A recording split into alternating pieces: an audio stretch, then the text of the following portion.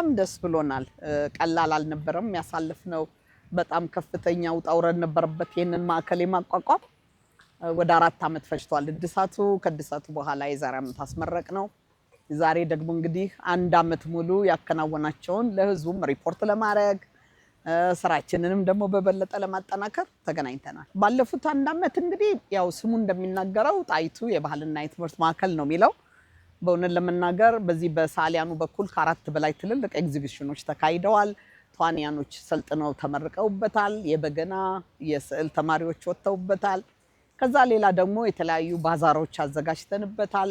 ከዚህ ውጪ ደግሞ ራሱ አስተዳደሩን ማቋቋምና ማጠናከርም ቢሮ አንዱ ሌላ ስራችን ነበረ።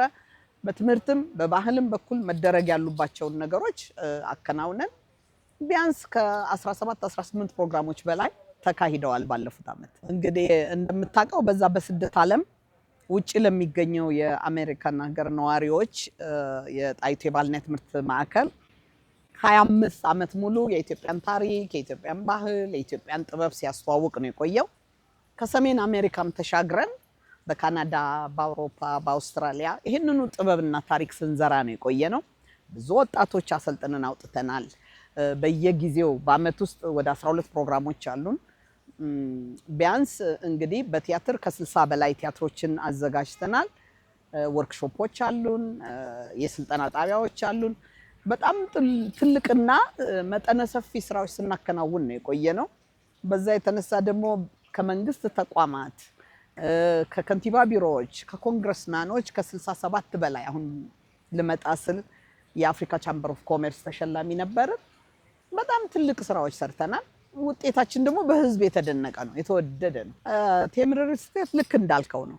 እዛም ላሉት እንግዶቻችንና የጥበብ አፍቃሪዎቻችን ይሄንኑ አስተዋውቀናል። ምክንያቱም ሀገር ለመገንባት በጥበብና በሚዲያ የሚገነባ አይምሮ፣ የመኖሪያ ቤቶችን ደግሞ ቴምር ይገነባል። ከነሱ ጋር በመተባበር በመናረጋቸው ፕሮግራሞች ሁሉ ቴምር ሪል ስቴት እየረዳን ስፖንሰር እያረገን እያገዘን አብረን እየሰራን ያለ ነው። ወደፊትም ይሄው ነው፣ ትብብራችን ይቀጥላል። ጎረቤቶች ሆነን ደግሞ ብዙ ህንጻዎች በአካባቢያችን እየሰራ ነው። ለጣይቱ የባህልና የትምህርት ማዕከል 486956 ከ52 ሳንቲም ሰጥተዋል።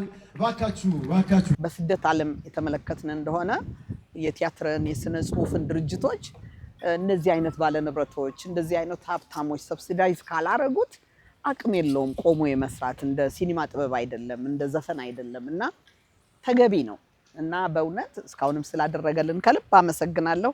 ወደፊትም በሰፊው እንደምንሰራ ተስፋ አለኝ። ሌላው የረጅም ዘመን ደጋፊያችን የኢትዮጵያ አየር መንገድ ነው።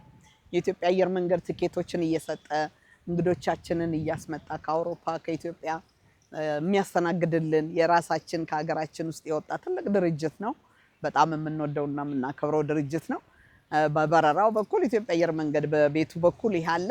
እንግዲህ እኔ ፊቴን ወደዚህ ለመመለስ አንድ አፓርትመንት አንድ ማላቀው የተከበረ ሰው ቤት ሸልሞኛል። ቴምር ደግሞ ሰፋ ያለውን ይሰጠኝና ጠቅልዬ እመጣለሁ ብዬ አስባለሁ። አመሰግናለሁ።